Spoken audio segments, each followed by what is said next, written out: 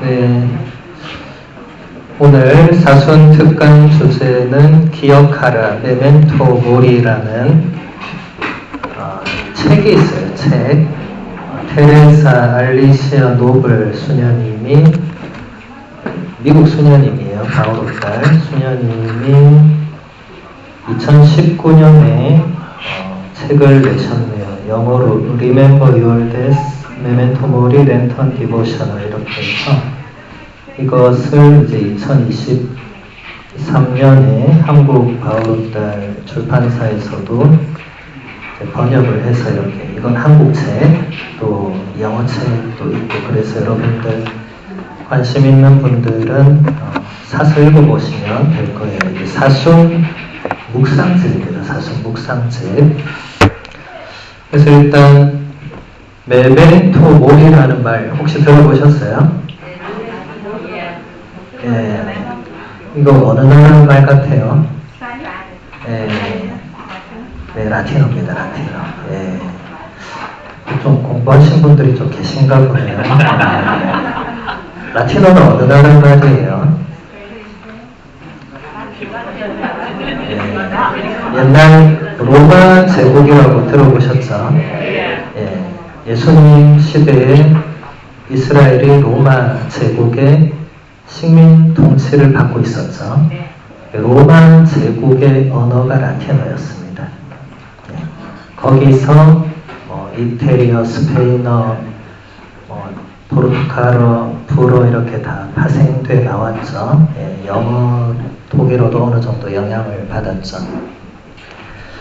그래서 이 메멘토 모리라는 이 라틴어는 정확하게 번역하면 죽는다는 것을 기억해라 이렇게 되거든요. 예. 메멘토라는 이 단어는 라틴어 메미니 동사의 명령형인데, 요즘 현대어는 이제 명령형 뭐 이런 게 따로 없죠. 그냥 아까 제목도 보면 Remember Your Death 이렇게 돼 있죠. Remember 하면 그냥 써이면 명령형도 되고, 문장 보면 알 수가 있죠. 그런데 고대어는 명령형은 명령형이 따로 있고, 직설법은 직설법 형태가 따로 있고, 미래형은 미래 형태가 따로 있고, 그렇습니다. 어렵겠죠. 그래서 여러분 고대어는 함부로 공부하면 안 됩니다. 네.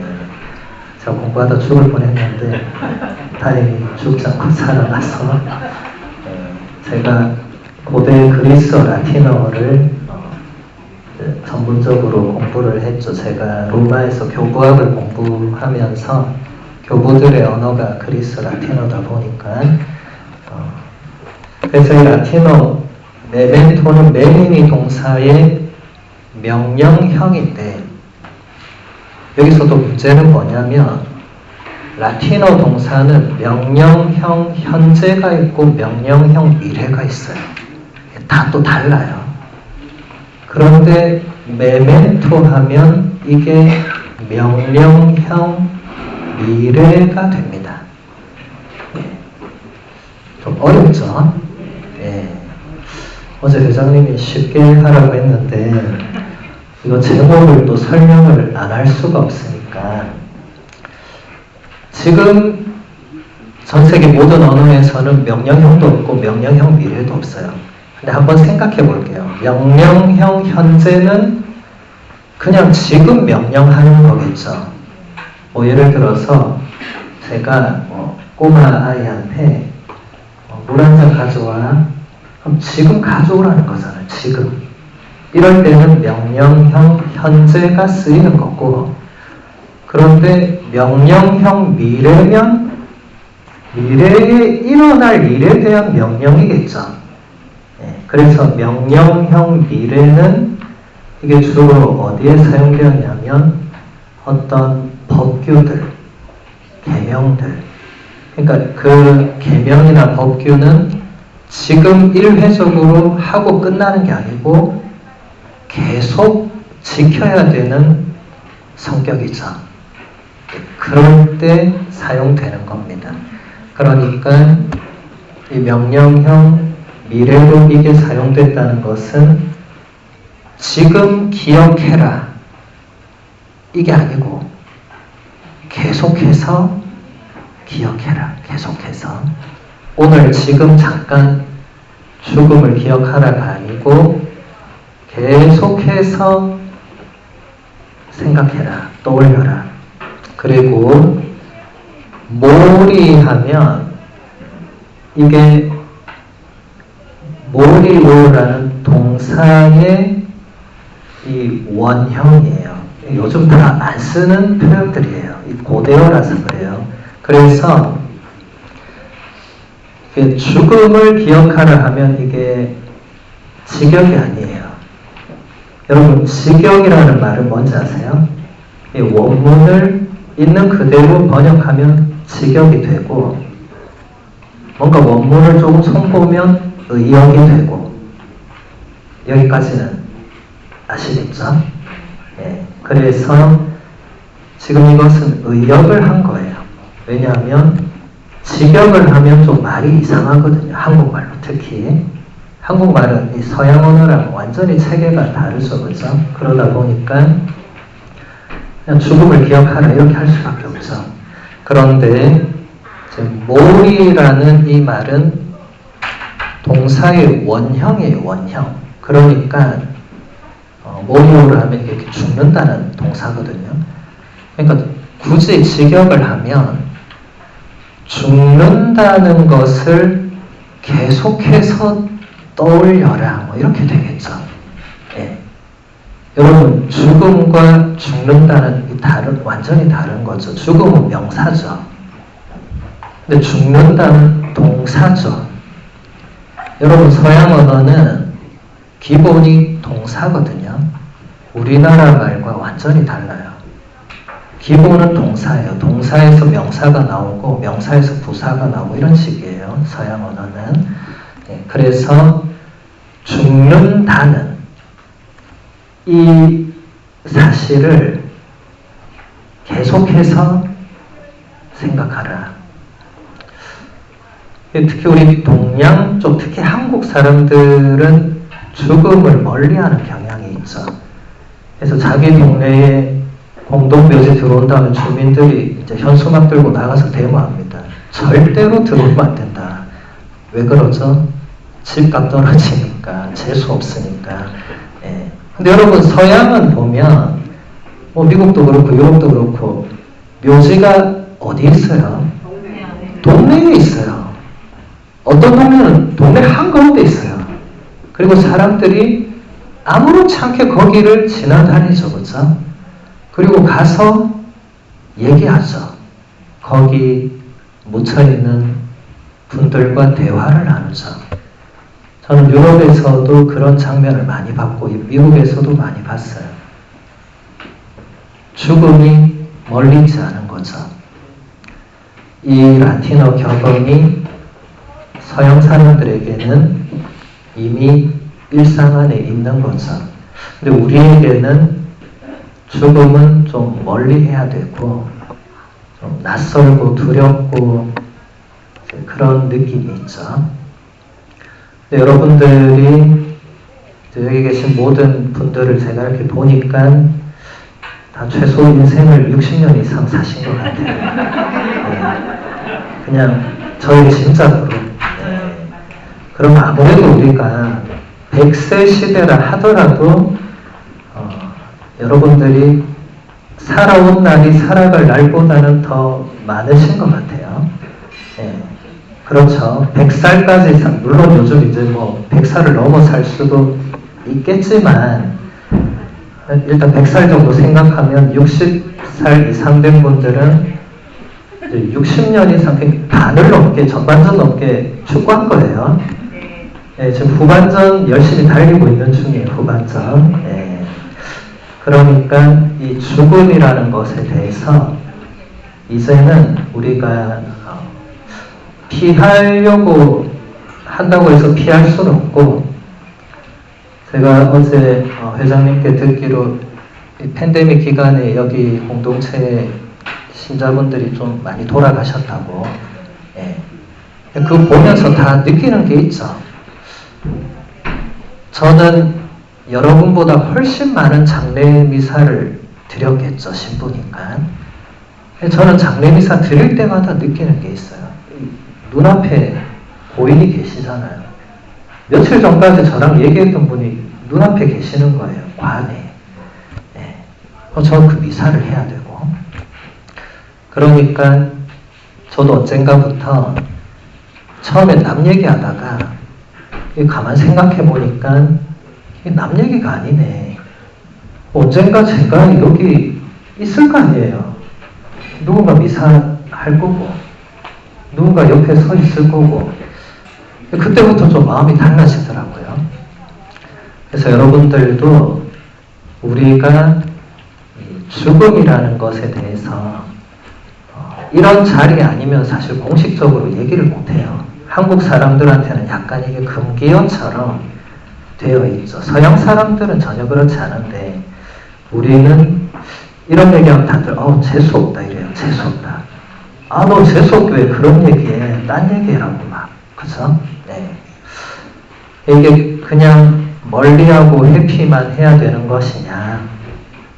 우리 신앙인에게는 그렇지 않겠죠. 여러분 장례미사 때마다 장례미사 그 경문 안에서 기도문 잘 생각해 보시면 신부님이 감사송에서 항상 이 기도를 해요. 주님, 믿는 이들에게는 죽음이 아니고 새로운 삶으로 옮아가는 것이기 때문에 지상에서 깃들이던 이 집이 허물어지면 새로운 세상에서 새 집이 마련될 것을 우리는 믿는다. 반드시 이렇게 기도합니다. 반드시.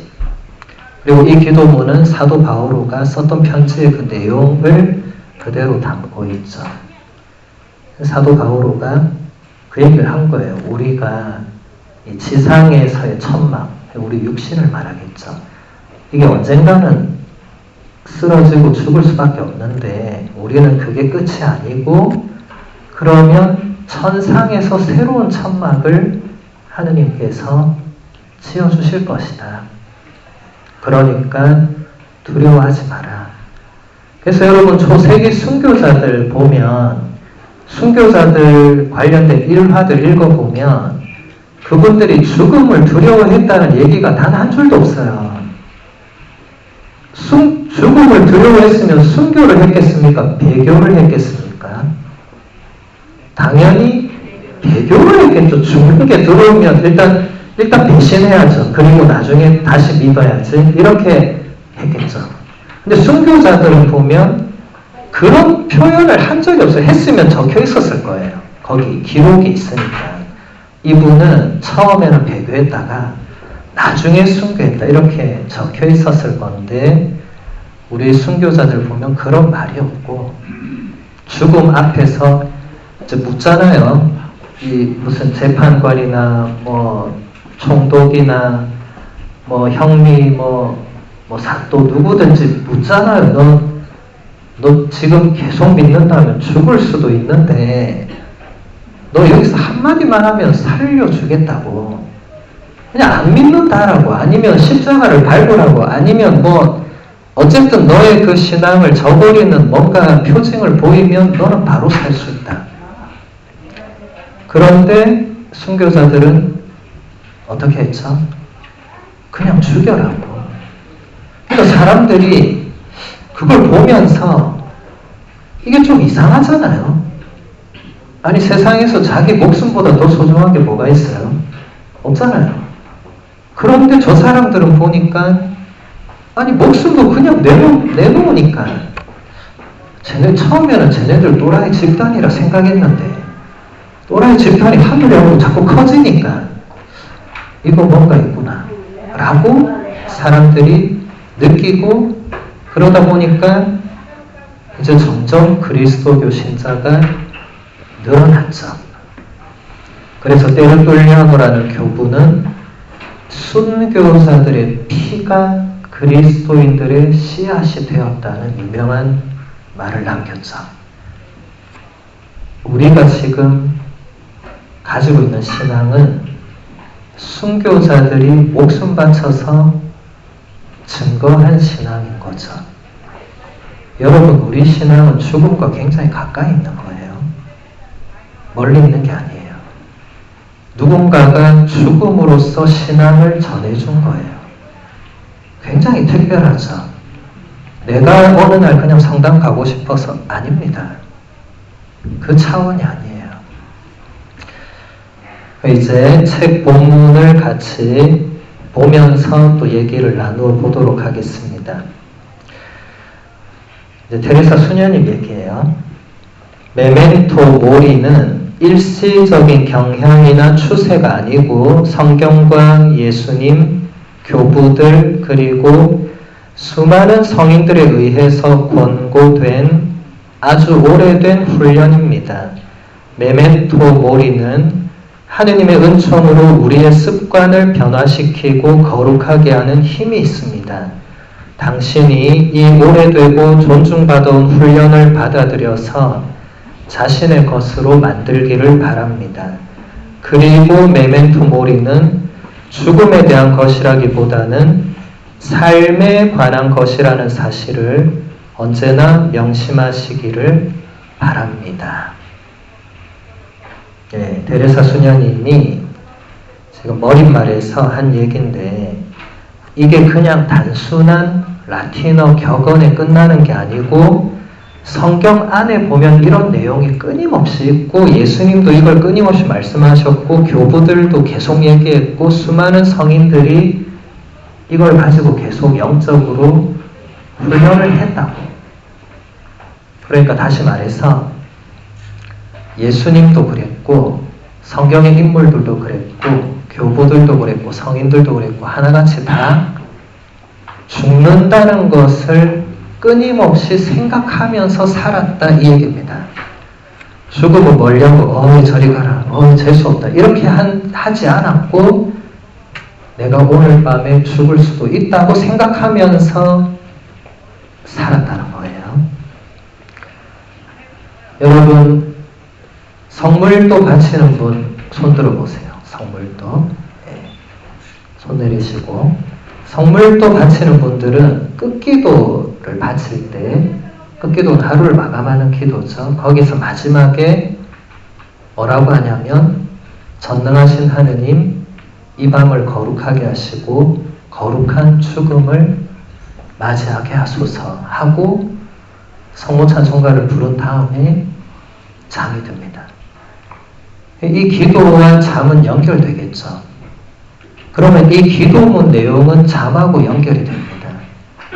그러니까 내가 곧 잠들 건데 이게 거룩한 죽음이 되게 해달라고 기도하는 거예요. 성물도는 성인 성녀들이 바쳐온 기도입니다. 그리고 지금 여기 손 안 든 분들도 얼마든지 바칠 수 있어요. 많은 신자분들이 성물도는 신부님, 수녀님들이 하는 기도 아닙니까? 이렇게 하더라고요. 여러분은 무슨 기도하냐? 가톨릭 기도서에 아침 저녁 기도하면 된다. 그렇지 않습니다. 성물도는 우리 가톨릭 교회가 2000년 동안 바쳐온 기도니까 성직자 수도자는 의무적으로 하는 거고 여러분들은 그냥 하시면 돼요. 얼마나 좋습니까? 의무도 아니고 우리는 의무인데. 근데 여기서 혹시 재속회나 수도회 제3회 또 입회하신 분들은 이제 약간 의무가 돼 있을 거예요. 왜냐하면 서원을 하셨을 거기 때문에. 그리고 우리 리차드 부제님도 이제 부제님이니까 의무적으로 하셔야 되겠죠. 근데 여러분들은 해도 되고 안 해도 됩니다. 근데 저는 살아오면서 해도 되고 안 해도 되면 하는 게 좋더라고요. 대부분 사람들은 해도 되고 안 해도 되면 안 하더라고요. 물론 자기 선택이니까 뭐 자유인데 그 결과를 보면 해도 되고 안 해도 되는 걸 했을 때의 결과와 안 했을 때의 결과는 차이가 나더라는 거예요. 지금 기도를 예를 들었으니까 그러니까 가톨릭 기도서의 그 수많은 기도 중에 여러분들이 아침 기도, 저녁 기도를 해도 되고 안 해도 됩니다. 그런데 그걸 매일 하는 사람과 안 해도 되니까 전혀 안 하는 사람은 결과가 차이가 날 수밖에 없어요. 그렇죠? 하루를 기도로 시작하고 기도로 마치는 사람과 하루에 전혀 기도를 하지 않는 사람은 삶이 다를 수밖에 없습니다. 물론 겉으로 보기에는 아이고 저애나 내나 그게 그거지 뭐 이렇게 생각할 수 있어요. 겉으로 보기에는. 여러분 사람 겉으로 보고 다 판단하면 안 됩니다. 사람은 겉으로 보이는 모습도 있지만 내면에 또 다른 모습이 있게 마련이죠. 그거는 아무도 쉽게 판단할 수 없죠. 근데 어쨌든 여러분들이 기도는 해도 되고 안 해도 되면 하는 쪽을 선택하는 게 좋을 겁니다. 물론 안 한다고 해서 아무도 뭐라 할 사람은 없어요. 아무도. 여러분 다 큰 성인이고 뭐 누가 뭐라 하겠어요. 어릴 때야 뭐 부모님이나 조부모님이 기도 안 하면 혼내고 했겠지만 이제 여러분 연세에 누가 여러분을 뭐라 하겠어요. 아무도 뭐라 하지 않습니다. 알아서 하는 거죠. 근데 제가 신자분들한테 알아서 하세요 하고 보니까 알아서 하는 게 잘 안 되는 거예요. 왜냐하면 그동안 안 해오던 거를 알아서 하세요 하니까 알아서 안 하면 되는구나 이렇게 되는 거죠. 물론 그것도 여러분들 선택이니까 아무도 뭐 거기에 대해서 뭐라고 할 수는 없지만 그래서 다시 끝기도로 돌아오면 거룩한 죽음을 맞게 해달라. 그러니까 이 잠이 거룩한 죽음이 되게 해달라. 여러분 잠을 자면 죽는 것과 조금 비슷하죠. 차이가 뭡니까? 숨을 계속 쉬고 있느냐 안 쉬고 있느냐 그 차이 말고는 거의 똑같죠. 그래서 예수님을 보면 항상 뭐라고 하죠? 죽은 사람을 보면 예수님 뭐라고 하죠? 저 소녀는 죽은 게 아니고 자고 있다고. 그래서 사람들이 어이가 없어서 다 웃었죠. 또라이 한 명이 또 한 명 이렇게 생각했을 거예요. 아니 죽었는데 예수님이 와서 보지도 않고 자고 있다 이러니까 어디서 저 또라이가 된 거지? 그런데 나중에 그 소녀가 걸어 나오니까 또라이를 외쳤던 사람들이 기겁을 한 거죠. 하느님께는 죽음이 없죠. 그러니까 자는 것에 예수님이 표현을 한 거죠. 예수님은 한 번도 죽었던 사람한테 저희가 죽었구나 이렇게 표현한 적 없어요. 다 자고 있다 이렇게 표현을 했죠. 이것을 교부들이 눈여겨보고 죽음과 잠의 연결 그리고 이게 그대로 교회 성물도에 들어와서 거룩한 죽음이 될 수 있도록. 왜냐하면 여러분 돌아가시는 많은 유형 중에 가장 복된 유형이 주무시다가 그대로 가는 거죠. 그걸 바라는 분들이 많을 겁니다. 그냥 그렇게 얘기를 저한테 많이 하세요. 신부님 저는 그냥 어느 날 그냥 자다가 조용히 하늘나라 가고 싶습니다. 왜 그런 생각을 하시겠죠? 자녀들한테 피해 안 주기 위해서.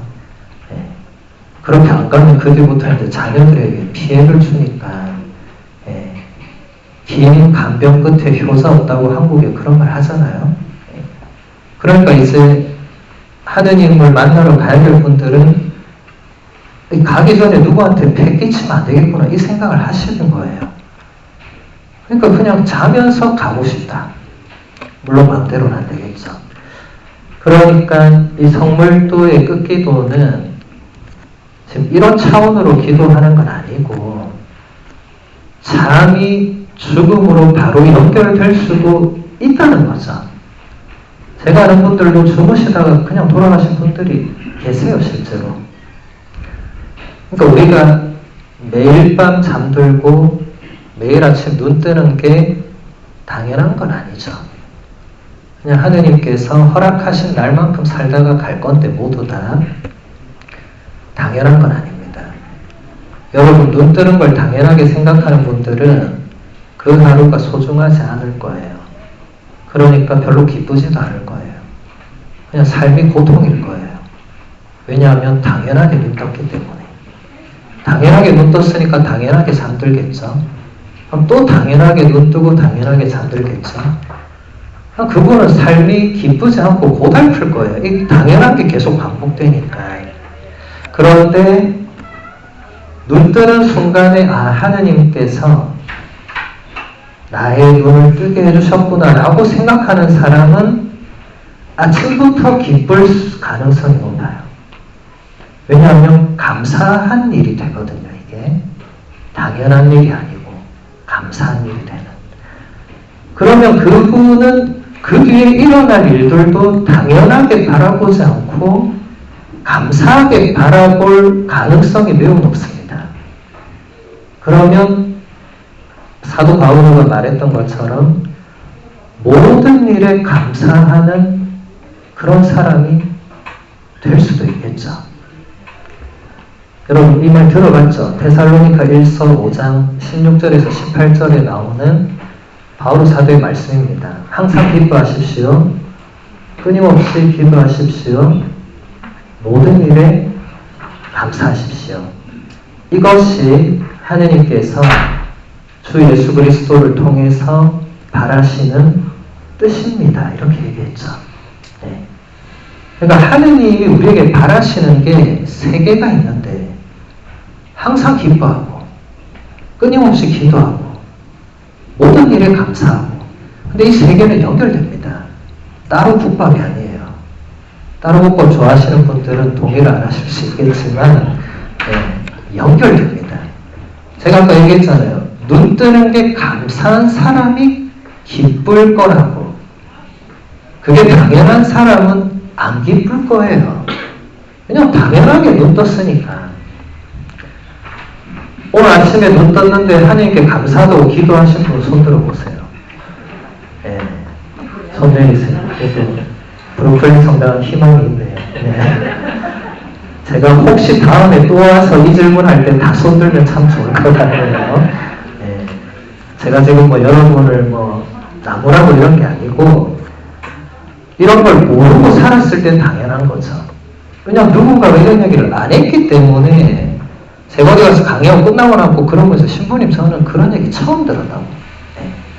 네. 처음 들었으니까 당연히 안 한 거죠. 네. 그건 어쩔 수 없는 겁니다. 그런데 다시 저하고 또 만났을 때 저는 다시 만나면 같은 질문을 또 해보거든요. 그럴 때 하고 있느냐 아니면 똑같으냐 그거는 이제 여러분들이 결정해야 될 몫이죠. 그래서 여러분 항상 기뻐하고 끊임없이 기도하고 모든 일에 감사하는 것은 연결된다. 저는 그 출발점은 감사에 있다고 봅니다. 하느님께 감사하는 마음에서 기쁨이 우러나고 그런 사람은 기도를 하지 말라고 해도 할 수밖에 없어요. 감사한데 왜 기도를 안 하겠어요? 감사한데. 기도 안 하는 사람들은 감사할 일이 별로 없거든요. 그러니까 기도할 것도 없는 거예요. 감사할 게 없는데 뭔 기도를 하겠어요? 감사할 게 없으면 자꾸 청원 기도를 많이 할 건데 청원 기도 몇 번 해도 하나님 안 들어주거든. 몇 번 하다 안 되니까 그냥 때려치우는 거야. 이거 해봤자 소용없구나. 네. 출발점은 감사로 가야 됩니다. 감사. 물론 이렇게 제가 얘기한 많은 분들이 신부님 저는 감사할 일보다 원망할 일이 너무 많습니다. 이런 분들이 꽤 계세요. 인간적으로 이해가 안 되는 건 아닙니다. 그렇지만 근본적으로 생각했을 때 우리가 60년 넘게 이렇게 이 아름다운 세상에서 숨쉬고 또 누군가 배우자를 만나고 또 자녀가 생기고 이런 모든 것이 당연하다고 생각하는 분들은 당연한 건데 감사하다고 생각하는 분들에게는 그 굉장히 특별한 일들이에요. 특별한 은총이에요. 특별한 기적이에요. 이게 내 힘으로 내가 원해서 그냥 되는 일들이 아니란 걸 알기 때문에 이거 감사할 일이 되는 거죠. 그래서 여러분, 이 감사한다는 게 그냥 아니 신부님 저는 별로 하는 게 감사할 게 없는데 이렇게 생각하는 분들은 계속 그럴 거예요. 그런데 신부님 저는 모든 것에 감사합니다. 이런 분들이 간혹 계시거든요.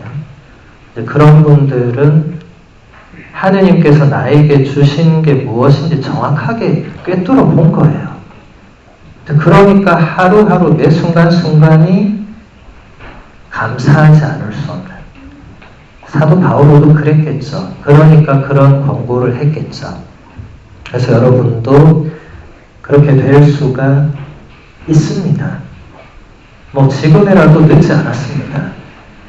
60년 동안 감사하지 않고 살아왔는데 어떡하죠? 앞으로 하면 되죠. 네. 뭐 지나간 건 어쩔 수 없고 지금부터라도 하느님께 감사드릴 일들을 찾고 감사드리고 그 작은 전환점이 굉장한 결과를 낳을 수 있습니다. 항상 시작은 보면 별거 없는 것 같거든요. 그런데 그 방향이 어디로 가느냐가 점점 더 결과를 다르게 만들 수밖에 없어요. 당장은 눈에 드러나지 않겠지만 계속 본문을 보면 하루하루 일어나는 일들을 죽음의 순간에 비추어 바라볼 수 있도록 적어도 하루에 한 번 죽음의 순간을 미리 생각하십시오. 베네딕토 성인은 수도규칙에서 수도승들에게 죽음을 날마다 눈앞에 두라고 강조했습니다.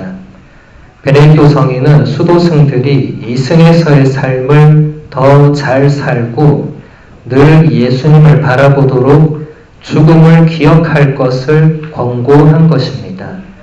베네딕토 성인은 죽음을 기억하는 훈련은 날마다 행해야만 더욱 효과적이라는 것도 알고 있었습니다. 그러니까 지금 이 메멘토 모리는 베네딕토 성인, 이분 굉장히 옛날 분입니다. 굉장히. 지금으로부터 한 1600년, 1700년 전의 분이에요. 그런 분이 그때도 이미 수도자들에게 이대로 살아라고 권고를 했다고. 그러니까 거의 2000년 동안 이 메멘토 모리라는 단어는 우리 그리스도교 안에서 수많은 사람들이 이 단어를 가지고 묵상하고 기도하고 해왔다는 겁니다. 이 제가 처음 읽어드린 구절은 호세 마리아 에스크리바라는 성인이 한 말이에요. 하루하루 일어나는 일들을 죽음의 순간에 비추어 바라볼 수 있도록 적어도 하루에 한 번 죽음의 순간을 미리 생각하십시오. 호세 마리아 에스크리바 성인은 근래의 성인이에요. 근래에 한 100년 정도 된. 그러니까 가장 최근의 성인도 메멘토 모리를 얘기하고 아주 옛날의 수도 성인도 메멘토 모리를 얘기하고 계속되어 왔다는 거죠. 연결이 된다는 거죠. 그래서 우리가 날마다 죽음의 순간을 생각하는 것이 지금 이 순간을 잘 사는 데 도움이 된다. 지금 이 얘기를 하고 있죠. 그래서 여러분 예전에 어떤 사람이 오늘이 마지막인 것처럼 살아라 이런 말을 했죠. 오늘이 생의 마지막 날인 것처럼 살아라. 프란치스코 성인이 세상 모든 사제들에게 이런 권고를 남겼어요. 그대가 드리는 이 미사가 그대 생의 처음인 듯 마지막인 듯 봉헌하라고. 첫 미사처럼 봉헌해라. 그리고 내일 이 미사를 드릴 수 없을 것처럼 봉헌해라. 혹시 여러분 그런 마음으로 아까 미사 봉헌한 분 손 들어보세요. 네. 매일 미사를 그렇게 봉헌하면 그 미사가 특별하지 않을 수가 없습니다. 이 미사 이후에 내가 내일 미사를 못 드린다고 생각하면 미사 중에 누가 분심을 들 수가 있겠어요? 누가 미사 중에 아까 집에 가스를 끄고 왔는데 그 생각을 누가 하겠어요? 이게 마지막이라면. 근데 여러분, 장례 미사는 정말 그분의 마지막 미사잖아요. 더 이상 못 하잖아요. 그래서 저는 장례 미사 때마다 이 미사가 마지막 미사인 것처럼 이 구절이 정말이구나라는 것을 느낍니다. 그러면 꼭 장례 미사가 마지막이냐? 아니죠. 장례 미사 전에 그분이 드린 미사도 그분한테는 마지막이죠. 장례 미사는 그분이 만약에 계속 병치레를 앓으셨다면 그분이 한 1년 전에 드린 미사 이후에 1년 뒤에 장례 미사를 할 수도 있잖아요. 그러니까 여러분, 장례 미사만 내 생의 마지막이다 이렇게 생각하시면 안 되겠죠.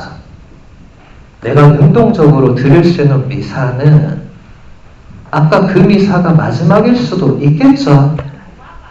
왜 그렇습니까? 오늘 밤에 잠들었는데 하느님께서 나한테 오셔서 자, 마리아야 이제 가자 이렇게 하시면 어떻게 합니까, 여러분? 가야 됩니까? 안 가야 됩니까? 안 가야 됩니까? 네. 안 갈 수가 없는데 저는 3일만 좀 시간 주세요 이렇게 할 것 같아요. 네. 아마 대부분 3일만 당장 준비가 안 된다는 거죠. 그런데 예수님이 뭐라고 하셨죠?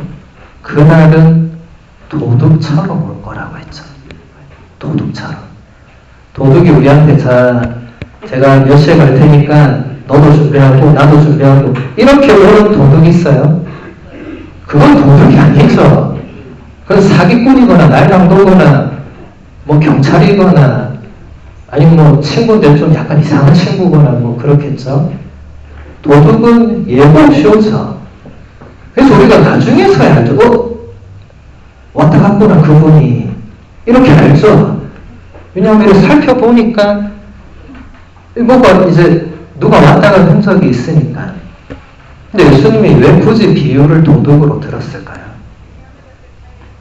아무도 모르게 내가 전혀 생각하지 않은 때에 그 순간이 온다는 거죠.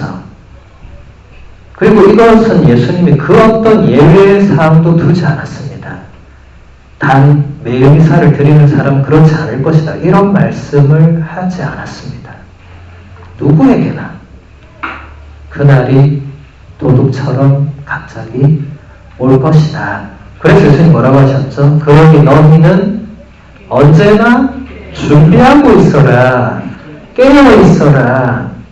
그 말씀을 하셨죠. 여러분, 이걸 우리가 대립 때 주로 듣는다고 해서 대립 때만 준비하고 또 깨어 있으면 되는 겁니까? 아니죠. 1년 내내 깨어 있고 준비하고 있어야 되겠죠. 여러분, 집에는 맨날 도둑이 언제 올까 전전긍긍하면서 예수님이 말씀하신 그거는 언제 올까 왜 전전긍긍 안 하는 거예요? 둘 다 똑같이 언제 올지 모르는데. 네. 그러니까 준비하기 위해서 이 메멘토 모리를 생각하면 도움이 된다는 거예요. 네. 그래서 여러분, 이게 재수 없다 이런 차원이 아니고, 여러분 이제 이 차원으로 접근해서는 안 되고, 우리 교회의 수많은 성인 성녀들이 날마다 자기가 죽는다는 걸 생각했구나. 그래서 그렇게 열심히 살았구나. 그래서 성인이 됐구나. 이제 이렇게 돼야 됩니다.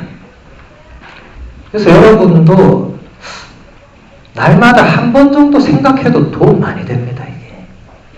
왜냐하면 나쁜 뭔가를 하려고 하다가도 내가 죽는다는 걸 생각하면 내가 그걸 안 하면 죽는 게 좋잖아요. 그냥 하나님이 너 왜 그랬어? 이러면 좀 찔릴 거 아니에요. 그런데 안 하고 죽으면 하나님이 너 잘했어. 그래. 이렇게 할 거 아니에요? 그러니까 이 죽음을 생각한다는 것은 더 근본적으로 말하면 하느님을 떠올린다는 거겠죠. 왜냐하면 우리가 하느님을 만나기 위해서는 반드시 죽음을 거치고 넘어가야만 만날 수 있죠. 이것도 예외가 없습니다. 예외가 없어요. 누구든지. 여러분 지난 세기에 뛰어난 성인 교황님, 요한 바울 2세 교황님 다 돌아가시는 걸 우리 두 눈으로 TV로 다 봤잖아요. 얼마 전에 베네딕토 교황님 다 봤잖아요. 지금 프란치스코 교황님도 지금 연세가 벌써 지금 36년생이니까 지금 몇 살이에요? 조만간 88세니까 조만간 이제 90살 언제 가실지 모르죠. 아마 우리가 보게 될 가능성이 있죠. 우리가 그때까지 살아있으면 프란치스코 교황님 장례미사도 두 눈으로 보겠죠. 다 장례를 할 수밖에 없는 상황에서 자신의 죽음을 생각하면 하루하루가 그냥 허투루 사는 게 아니고 또 죽음 이후에 우리가 하느님과 함께 할 그 삶을 생각할 때 우리가 지상에서 아무렇지 않게 살지 않겠죠. 여러분 지나온 세월을 한번 생각해 볼 때 그냥 쓸데없이 낭비한 시간이 많았죠? 없었습니까? 네, 다들 너무 성인 성녀의 삶을 살고 계셔서 제가 이런 질문이 대단히 어리석은 질문 같은데 저는 매일 하루를 마지막에 성찰할 때 오늘 하루도 내가 낭비한 시간이 참 많았구나 하는 뼈아픈 반성을 많이 합니다. 저만 그렇진 않을 거예요. 그렇죠? 제가 너무 대답을 강요하는 거예요. 네. 어떤 분들 보니까 아니 신부님 저는 그냥 쓰러져 잠드는데 뭘 성찰을 하고 지금 그런 시간이 어디 있습니까? 이런 눈빛으로 저를 보는 분들이 계시는데 여러분 저녁 기도나 끝 기도를 안 하는 분들도 자기 전에 잠깐 하루를 돌아볼 수는 있겠죠. 그거 아무리 오래 해도요 3분도 안 걸립니다. 제가 정말 열심히 한 적이 있거든요. 하루를 정말 진지하게 돌아봤어요. 그리고 시계를 봤더니 5분이 지나 있는 거예요. 5분이. 저는 한 50분 지난 줄 알았거든요. 너무 하루를 제가 진지하게 돌아봐가지고 나 이러다 못 자고 어쩌자고 눈을 걱정돼서 보니까 5분 지나더라고요. 하루를 돌아보는데. 얼마나 우리의 삶의 그 순간이 그 찰나밖에 되지 않는가를 말해주죠. 여러분 죽기 직전에 임상 체험을 한 분들이 간혹 그런 얘기합니다. 잠깐 죽음의 세계를 가려다가 돌아온 분들이 그 순간에 자기 인생이 태어나서부터 지금까지 이렇게 한편의 필름처럼 쫙 이렇게 차를 도는 걸 자기가 보는데 너무 짧아서 놀랬다는 거예요. 너무 짧아서. 70년, 80년 길게 살았다고 생각했는데 필름 쫙 도니까 끝나더라. 너무 허무하더라. 아니 인생 그렇게 내가 열심히 사는 것 같은데 너무 짧더라. 네. 그래서 시편 저자가 그런 말을 했죠. 인생은 기껏해야 70년, 근력이 좋아서야 80년. 그나마도 거의가 고생과 슬픔이 오니 덧없이 지나가 버립니다. 그게 우리 인생입니다, 여러분. 7, 80년을 고생하며 살았는데 지나고 보니까 참 덧없는 순간들이 많았더라. 그게 왜 덧없었을까? 하느님 없이 살았던 순간들은 덧없을 수밖에 없는 겁니다. 하느님과 함께한 순간이면 덧없다고 생각할 수가 없어요. 여러분이 신앙생활 하면서 하느님 체험을 한 분도 있고 안 한 분도 있을 거예요. 근데 하셨던 분들은 적어도 내가 하느님을 체험한 그 순간을 다시 떠올릴 때 참 그 순간이 덧없었네. 이렇게 떠올리는 사람은 있을 수가 없습니다. 저는 그런 사람을 본 적이 없어요. 언제가 덧없었냐 물어보거나 적어보라 하면 다 하느님 없이 본인이 그냥 마음대로 방황하고 방종하고 살았던 순간을 적거나 떠올립니다. 아, 내가 근데 그렇게 안 살았어야 되는데 그렇게 살았더라. 참 덧없더라. 인생이 참 무상이더라. 그런데 하느님과 함께 살았던 순간은 거기에 있을 수가 없습니다. 하느님과 함께 한 순간은 덧없을 수가 없습니다. 그래서 여러분 사도 바오로가 끊임없이 기도하라고 한 거예요. 왜냐하면 기도는 하느님과 함께 있는 거거든요. 근데 끊임없이 기도하면 끊임없이 하느님과 함께 있겠다는 다짐이잖아요. 그러면 하루를 돌아봤을 때 무상하고 덧없는 순간이 별로 없겠죠.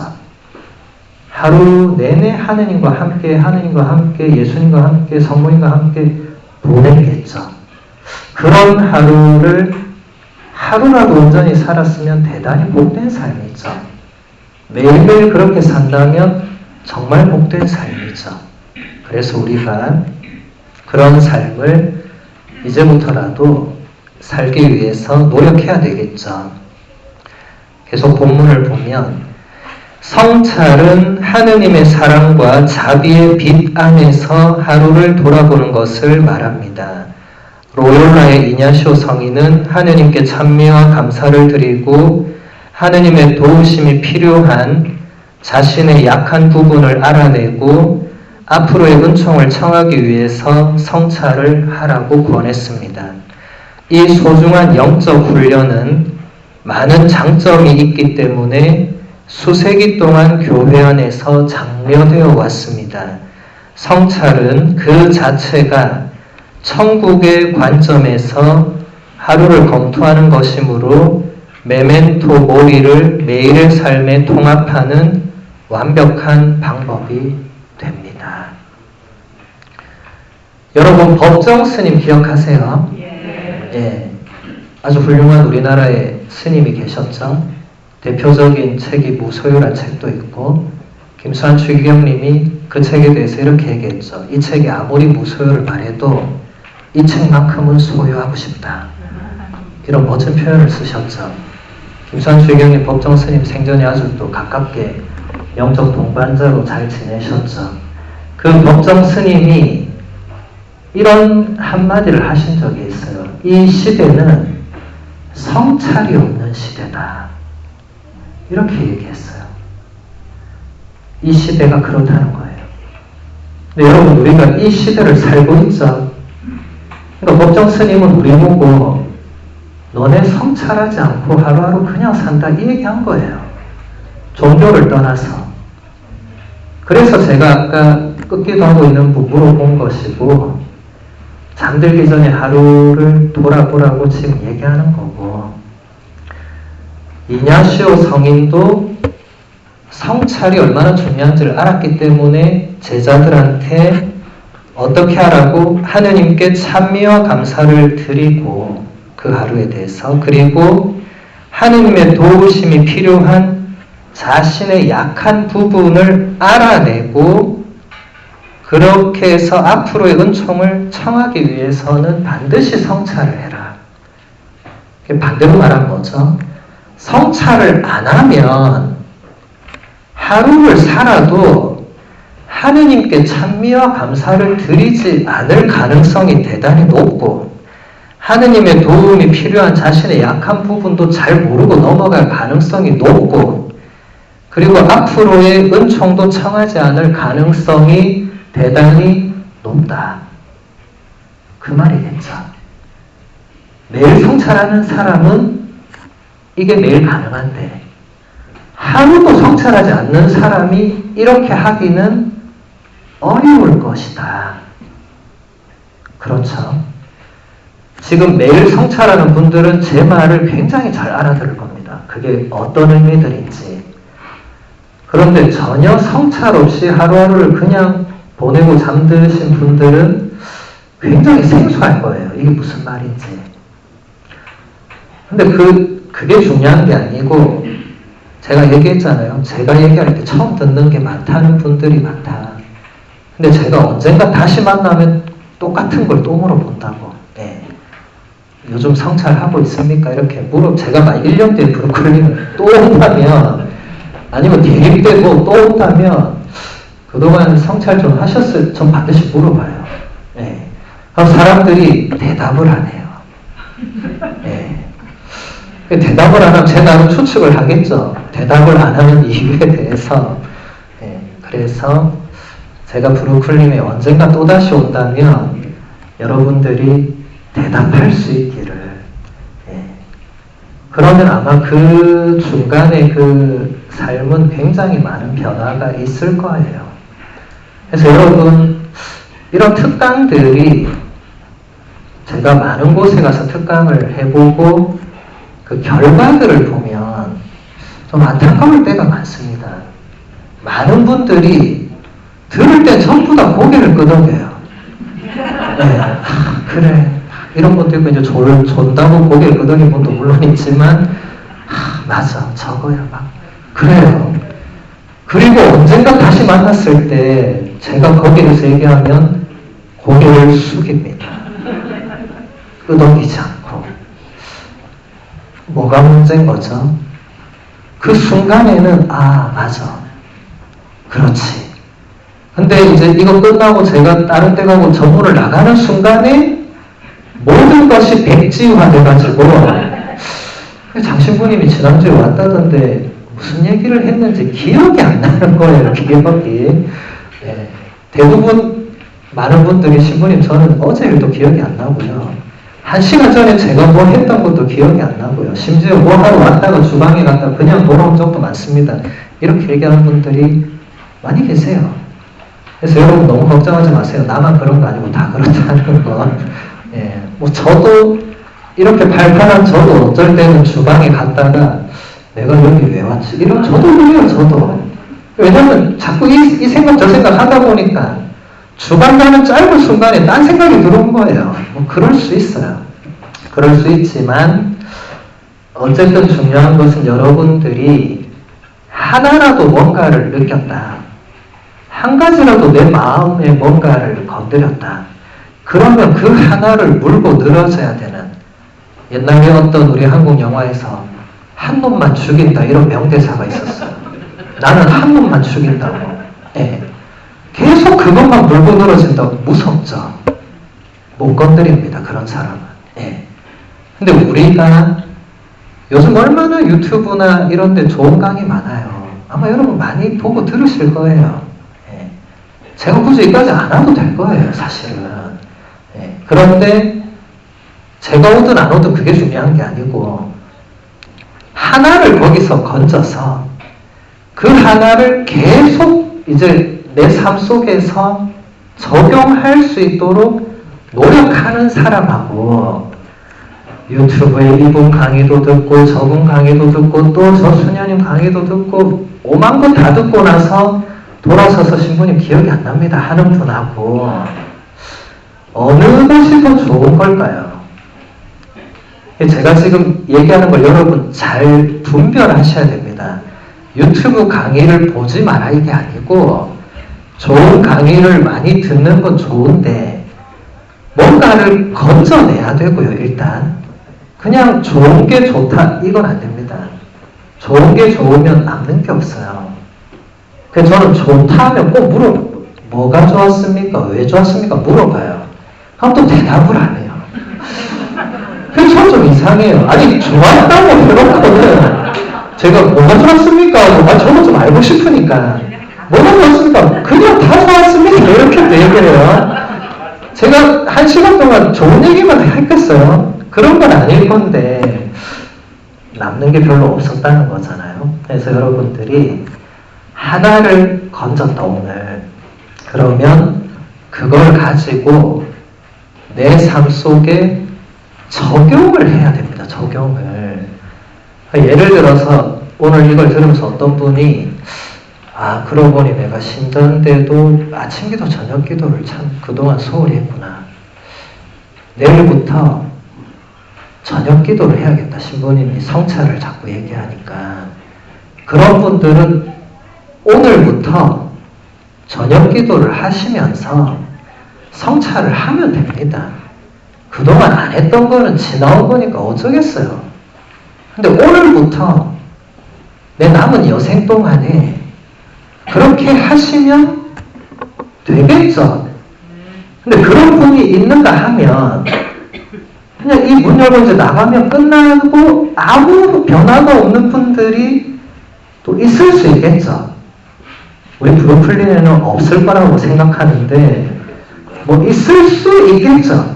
근데 그 두 삶은 점점 차이가 날 수밖에 없겠죠. 그래서 여러분, 특강이 아무리 좋아도 아무리 명강사가 오더라도 본인이 변하지 않는 이상은 아무 소용없습니다. 제가 강의를 많이 할수록 느끼는 거예요.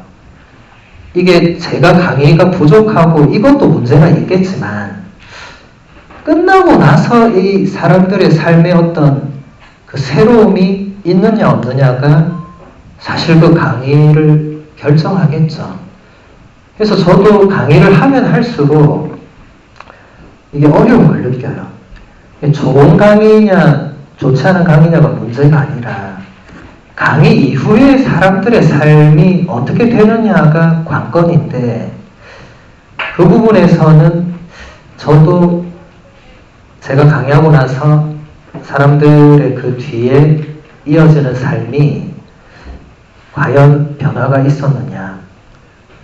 그러니까 저도 참 어쩔 때는 회의가 드는 때도 많아요. 이렇게 강의하면 뭐하나. 사람들은 맨날 똑같은데 계란으로 발을 치는 것 같고 그런 마음이 인간적으로 들 때도 있습니다. 그런데도 계속 할 수밖에 없죠. 사도 바오로도 그랬고 열두 사도도 그랬고 성인 성녀들도 그랬고 계속 그래도 뭔가를 얘기해서 그래서 여러분 하나를 건지면 뭐 3개, 4개 건지는 분들은 더 좋겠죠. 오늘 강의 들은 거 열심히 기록한 분들은 집에 가서 다시 한번 복습하는 그런 분들 계시거든요. 복습하면서 1번, 2번, 3번 하고 막 이런 분들도 계시지만 대부분 분들은 그냥 듣고 있다가 저거 하나 정도는 내가 가져가. 이것도 훌륭한 거예요. 그러면 그걸 이제 가져가서 내 삶 속에서 살아내도록 하는 것이 가장 중요합니다. 강의가 좋으냐 안 좋으냐는 중요하지 않습니다. 여러분이 초대할 정도면 강의가 안 좋을 수가 없어요. 웬만한 사람은 여러분이 초대하기 전에 그 신부나 수녀에 대해서 대충 봅니다. 이 사람 초대도 될까 말까. 어떤 사람이 그 사람 초대 안 해도 돼. 이런 경우도 있고요. 그러니까 강의할 정도면 들을 게 있는 사람들입니다. 유튜브에 올라온 사람들 강의 잘하는 분들입니다. 상당히 수준급 강의들이 많습니다. 그래도 우리 삶은 똑같은 거예요. 강의가 문제입니까? 내가 문제입니까? 왜 아무도 대답이 없어요? 강의가 문제인 거예요? 제가 그 강사들한테 얘기할게요. 강의가 문제입니다, 지금. 여러분, 강의 문제이다. 안 그렇겠죠? 여러분, 유튜브에 올릴 정도면 그 강의를 얼마나 열심히 준비했겠어요? 그럼 강의가 문제가 아닙니다. 그 강의를 틀어놓고 받아들이는 내가 뭔가 그것을 소화하지 못했구나. 아니면 그냥 신부님 제가 항상 설거지하고 청소할 때 틀어놨어요. 잘 안 들립니다. 우리 집 진공 청소에 너무 소리가 커가지고 강의 소리가 들리려고 말락한다고 뭐. 그럴 수 있죠. 문제는 나한테 있다는 거예요. 그래서 여러분들이 앞으로도 저 말고도 또 좋은 강사들 많이 오실 거니까 오시면 그 강의 내용이 좋냐 안 좋냐는 중요하지 않습니다. 여기 와서 1시간 동안 그냥 웃기는 얘기하고 갈 사람은 없어요. 여기까지 와가지고 이 브루클린 다리를 건너와서 이 얼마나 힘들게 와가지고 쓸데없는 얘기나 하고 웃긴 얘기나 하고 그런 강사는 있을 수 없어요. 대부분 오면은 그래도 신자 여러분들에게 뭔가 하나라도 도움되는 거를 주려고 합니다. 그럼 이제 여러분들이 그것을 어떻게 삶에 적용하느냐. 제가 이 얘기를 왜 계속 드리냐면 아무 변화 없는 분들이 너무 많다는 걸 제가 봤거든요. 제가 강의하고 나서도 돌아오는 피드백에서 그런 걸 느낄 때 이게 이렇게 되면 안 되는구나. 그런 걸 느끼기 때문에 요한 마리아 비안네 성인의 말씀 하나를 보고 마무리하겠습니다. 비안네 신부님 이렇게 말했습니다. 좋은 죽음을 위해서, 영혼을 위해서 우리 자신을 더 잘 준비합시다. 미지근한 태도와 나태함과 습관적인 불신앙에 시간을 낭비하지 맙시다. 비안네 성인이 우리에게 남겨준 많은 말씀이 있는데 이 한 말씀을 데레사 수녀님이 책에 넣었고 저도 가져왔는데 아까 바오로 사도는 항상 기뻐하고 끊임없이 기도하고 모든 일에 감사하는 게 하느님께서 우리에게 바라시는 거라고 했죠. 여기서 지금 비안네 신부님은 미지근한 태도와 나태함과 습관적인 불신앙을 하지 말라고, 이 세 가지를 피하라고 권고하고 있어요. 성인의 권고니까 이 또한 하느님의 뜻이겠죠. 하느님께서 비안네 성인을 통해서 우리에게 말씀하시는 거겠죠. 너희는 미지근한 태도로 신앙생활 하지 마라. 나태하게 살지 마라. 그리고 습관적인 불신앙에 자기를 맡기지 마라. 이거 오늘 집에 가셔서 한번 잘 생각해 보세요. 내가 이 세 가지에 어디에 걸리는가 생각해 보세요. 신부님 저는 셋 다 걸리는데요. 바로 얘기하는 분들이 있어요. 그러면 이제 앞으로 이것을 안 하기 위해서 내가 뭘 하면 되는가를 생각하면 되겠죠.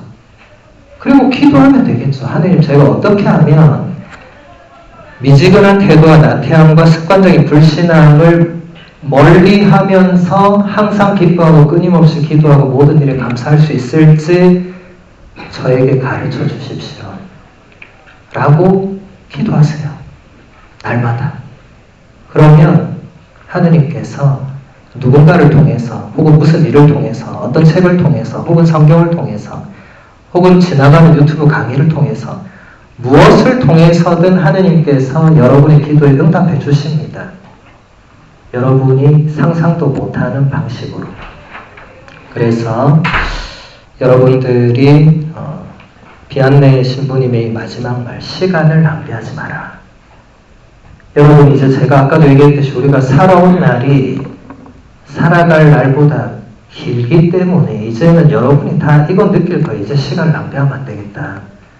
내가 이제 하느님 만나러 가야 될 날이 더 짧기 때문에 지금 후반전이잖아요. 전반전 10분 뛰는 애들은 아무도 이런 생각 안 해요. 근데 이제 후반전 중반쯤 달리고 있는 분들은 그래 이제는 시간을 낭비하면 안 되겠다. 하느님 만나러 가는데 준비 좀 해야 되겠다. 늦지 않았습니다. 아직 경기 안 끝났으니까 늦지 않았어요. 이제 그 마음으로 다시 열심히 뛰면 되겠죠. 그래서 여러분들 그런 사순과 부활을 맞이하시고